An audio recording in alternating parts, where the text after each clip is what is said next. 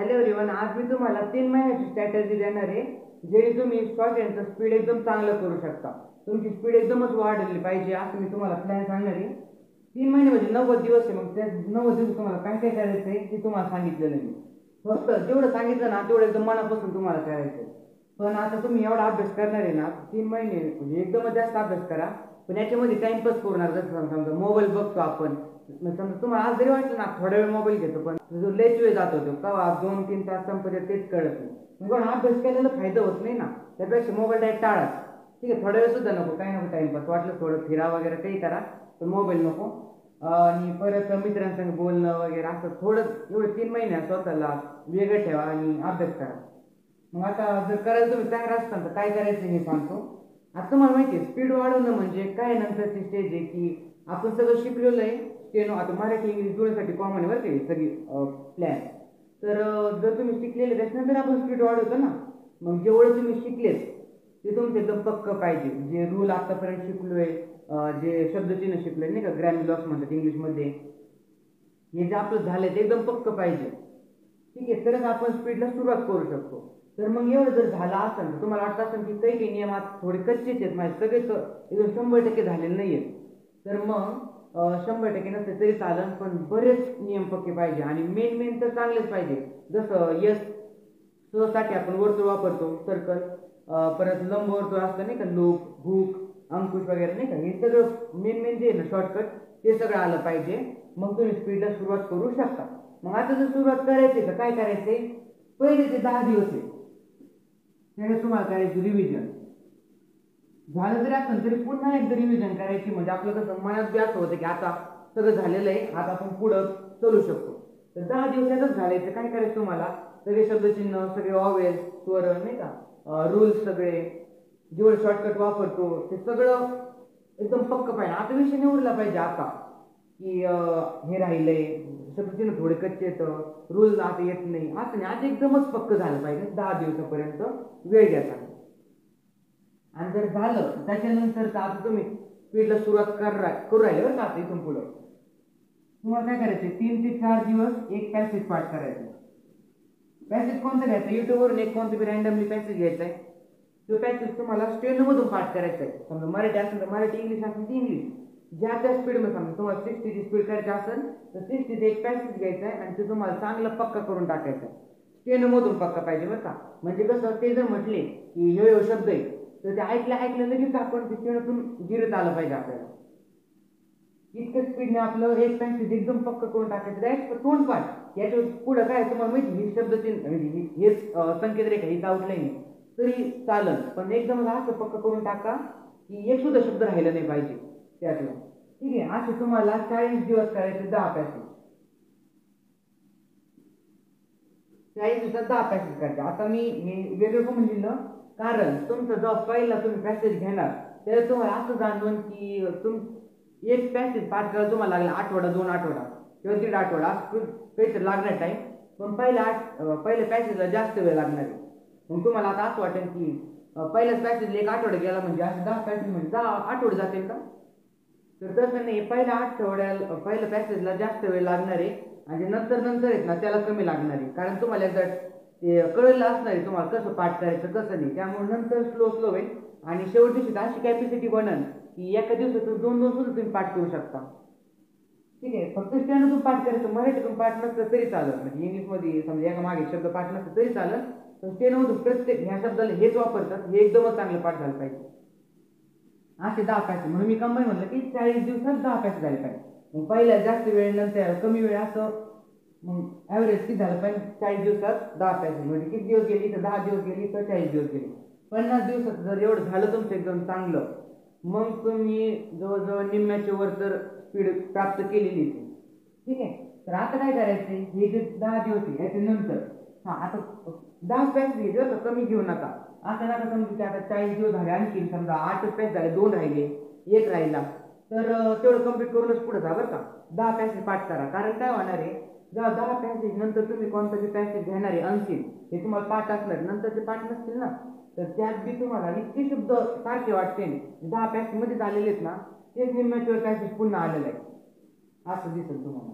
ठीक आहे, ते 10 दिवस काय करायचं तुम्हाला, अनसीन पॅसेज घ्यायची. त्या अनसेन पॅसेज मध्ये काय करायचं तुम्हाला, आधी लिहायचं, स्टेनोमधून लिहायचं ते जे सांगतील ते पॅसेज, ज्याची स्पीड नव्हतं पुढची स्पीड घ्यायची नाही, काही नाही, जी तुम्हाला स्पीड करायची आहे तेच तुम्हाला पॅसेज निवडायचं. तर मग आता हे पॅसेज निवडला. आता तुम्हाला स्टेनोमधून लिहिलं तुम्ही किती शब्द भरते ते स्टेनोमधून ते लिहायचं. ट्रान्सलेशन नाही केलं तरी चालेल सुरुवातीला. इथं ट्रान्सलेशन सुद्धा करायचं. ट्रान्सलेशन म्हणजे काय, जे तुम्ही स्टेनोमधून लिहिलंय ते पुन्हा वाचायचं किंवा लिहायचं. लिहिलं नाही तरी चालेल, समजा तोंडी ट्रान्सलेशन करायचं तुम्ही काय लिहिलंय, ठीक आहे. तर याच्यात तुम्ही ट्रान्सलेशन नाही केलं तरी चालेल, इथं सुटे. कारण काय, इथं ना तुम्ही लई कमी पॅसेज, लई कमी शब्द लिहिलेला असणार आहे, पाठ नसणारे, पहिलाच पॅसेज असेल ना. शब्द किती झाले तरी लिहून ठेवायचे कोपऱ्यात वाटलं, आणि पुन्हा एकदा बघून घ्यायचे उत्तर काय, उत्तर काय बघून घ्यायचे, आणि त्याच्यानंतर हातात घालून घातलं का पुन्हा एकदा परत लिहायचं. मग तुम्हाला जाणून की आधीपेक्षा दुसऱ्यांदा केलं का आपण ते जास्त शब्द झालेले, ठीक आहे. असं तुम्हाला अनसेन पॅसेज करायचे. आता एक आणखी नाही सांगतो की जे 10 पॅसेज तुम्ही निवडणार आहे याचे त्यांनी आन्सर दिलेले नाही बरं का, तेच निवडा. स्वतःहून तयार नका करू. युट्यूबवर तुम्हाला चॅनल भेटतील काही ज्यांनी नाही का स्वतःहूनच उत्तर दिलेले, त्याच्या खाली सुरुवातीला तुम्हाला जसं उत्तर लागणार आहे त्यांनी जे उत्तर दिले तसेच पाठ करायचे. आता तुमचे गट झाले नसते तर तुम्हाला काय वाटेल की आता हे चुकीचे दिलेले त्यांनी, काही काही शब्द गाळलेले, तर गटात तसे शब्द येतं, ते नसून झाले तर त्यांनी जसं दिले ना तसं पाठ करून टाकायचे ते. जर तुम्हाला वाटलं की त्यांनी लची संकेत काढली तर आम्ही तुम्ही वापरू शकत होतो, संकेत रेखच वापरा. त्यांनी जे वापरले तेच वापरत सध्या, नंतर तुम्हाला बदलू शकतात. 10 पॅसेज झाले नंतर 10 पॅसेज त्यांच्यासारखंच पाठ करून टाका, ठीक आहे. तर अनसेन पॅसेजचं कळलं कसं करायचंय, आधी घ्यायचा, लिहायचा, किती शब्द भरले पाहिजे त्याचं पाहून घ्यायचं त्याची उत्तर आणि परत लिहायचा. म्हणजे एक पॅसेज जवळजवळ तुम्ही 2-3दा लिहिणार आणि प्रत्येक शब्द लिहित राहायचे किती झाले किती नाही. कारण येणे ना तुम्ही कॉन्फिडन्स बी वाढेल तुमचा, आणि प्रत्येक वेळी तुम्ही असं विचार करणं की आता आपण परत पॅसेज लिहिणार तरी शब्द जास्त भरले पाहिजे, एकपेक्षा बी जास्त भरले पाहिजे आज तुम्हाला वाटेल. त्यामुळे अनसेन पॅसेज जेवढे झाले तरी शब्द लिहून ठेवायचे, आणि हे करायचे 10 दिवस. पॅसेज घेत राहायचे, पाहून परत दुसरा पॅसेज असं करीत करीत 10 दिवस संपायचे, काय अडचण नाही. नंतर आता इथं झाले 60 दिवस, म्हणजे 2 महिने संपले, एक लास्ट महिना राहिलाय. इथं सुद्धा तुम्हाला अनसेन पॅसेजच घ्यायचे. म्हणजे सेपरेट करून लिहिलं, कारण आता हे जे अनसेन पॅसेज आहेत ते तुम्हाला याच्यातच तुम्ही बघत होते, आता बघायचं नाही. आता तुम्ही कोणतं बी घ्यायचं आहे, उचलायचं आणि डायरेक्ट लिहायचं, सुरू करायचं लिहायचं. मग ते 10 पैकी परत आलं तरी चालेल किंवा दुसरं कोणतं आलं तरी चालेल, फक्त सुरू करायचं आणि लिहायचं.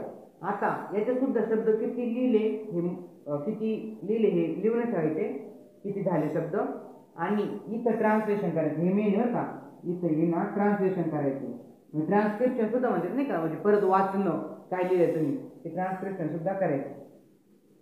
बरं, तर मग आता ह्या पॅसेजमध्ये एक सुद्धा शब्द असं नाही पाहिजे, एक सुद्धा पॅसेज असं नको सोडू की तुम्ही जे ट्रान्सलेशन केलं नाही. कारण काय की अवघड जातोय मला, त्यामुळं हे मी जास्त शब्द लिहिले नाही तर हे नाही वाचत, दुसरा वाचतो. तसं करू नका, जे लिहिले ते वाचा. आणि समजा एखादा शब्द नाही कळाला, नाही वाचता आला, ते पॅसेज पुन्हा चालू करून बघा तुम्ही कोणता शब्द होता, असं करू शकता. पण 1 महिनाभर हेच करत राहायचं, पॅसेज घ्यायचा, ट्रान्सलेशन करायचं, पॅसेज घ्यायचं, ट्रान्सलेशन करायचं. आणि प्रत्येक वेळेस जास्त शब्द भरल याचा प्रयत्न करायचा, लिहून ठेवायचं ना. मग तुम्हाला लगेच कळत तुमची प्रगती वाढत जाते, कमी नाही होणार, वाढतच जाणार नसतं. एखादा पॅसेज अवघड वाटला की ह्यो पॅसेज जास्तच अवघड होता, तो एक पुन्हा पाठ करू शकता, ठीक आहे. संपलं नाही का. हे करीत असताना तुमचे गट असतात ना ते झाले असताना कॉंग्रॅच्युलेशन. जर नसन झाले ते सुद्धा तुम्हाला दररोज करायचे, 20 ते 25 केले दररोजचे तरी चालेल, ठीक आहे. दररोजचे एवढे करीत राहायचे. आणि सोबत हे म्हणजे पहिल्या दिवसापासून हे सुरू करायचं गट, त्यामुळे आधी सांगायचं होतं पण विसरलो थोडं. तर मग हे तुम्हाला सोबतच करायचं आहे, आणि हे बी दररोज करायचं, एक दोन्ही कंबाईन करून चालायचं. तर हे 1 महिने ना इतके पॅसेज घ्या की युट्यूबवरच निवडले पाहिजे आता व्हिडिओ, ठीक आहे. एवढे पॅसेज घेत राहा, 2 ते 3 घंटे दररोज जे बिझी असते ते, आणि ज्यांना जे बिझी नाही तर त्यांनी लय वेळ द्या, जेवढं जमन तेवढं द्या. मी तर 8-9 घंटेच केलेले, म्हणजे जास्त येते, पण त्यापेक्षा जास्त काही इच्छा होती पण नाही झालं. तर शेवटचं आहे की ट्रस्ट युअरसेल्फ, स्वतःवर विश्वास ठेवा. आता तुम्हाला असं वाटेल की हे करून बी होईल नाही होईल, ते पाहू ना, प्रगती तर वाढेल ना यार. नाही झालं म्हणजे डायरेक्ट फेल नाही होणार ना, प्रगती जास्तच होईल ना. आणि डोळे झाकून विश्वास ठेवा, जाऊन द्या, करून पहा, झालं तर चांगलंच आहे ना. स्वतःवर विश्वास ठेवा की होईल म्हणूनच चला, आणि व्हावं यासाठी तुम्ही जेवढं आणखी अभ्यास वाढेल तेवढं वाढवा. ठीक आहे. म्हणजे सोबत हे बी असन आणि तुमचे लय मोठे कष्ट असतील तर मग होणारच ना, 100% रिझल्ट भेटेल. त्यामुळं सुरुवातीपासूनच चांगला अभ्यास करा. आता त्याच्या आधी तुम्हाला सगळ्यात महत्त्वाचं काय की जे रूल्स आहेत, नियम ते चांगले पक्के करायचे, मग तुम्हाला सगळ्या स्ट्रॅटेजी वापरायच्या. ठीक आहे. हे वापरलं तर होणारच आहे. मी तर सांगतो, मी हेच वापरत बरं का. मी ही ट्रिक वापरली होती, 10 पॅसेज पाठ केले ते आणि मग स्पीड वाढत होती माझी. आणि जर हे करून जर तुम्हाला असं वाटलं की बोर झालंय, तर एक आणखी नाही की तुम्ही गाणी असतात ना, हिंदी गाणी घेतले तरी चालेल. मराठी ट्यून करणाऱ्यांनी हिंदी गाणी घेतले ते लिहायचे. म्हणजे तुम्ही टाइमपाससाठी बरं का, दिवसभर ते न करू हे बी करा. ते एवढं थोड्या वेळ टाइमपास म्हणून बोर झाले तर तसंच करू शकता. काही गाणी लिहायचे किंवा एखादं भाषण घ्यायचं, मग भाषण लय स्पीड नसतं म्हणून गाणेच घ्यायचे, अर्जित घ्यायचे मस्त स्लो स्लो असतात ना ते, मग ते होऊन जाते पटकन. तर एवढं करा, होऊन जाईल. आणि जर काही फायदा वाटत असेल की होईल म्हणून लाईक केलं तरी चालेल. थँक्यू.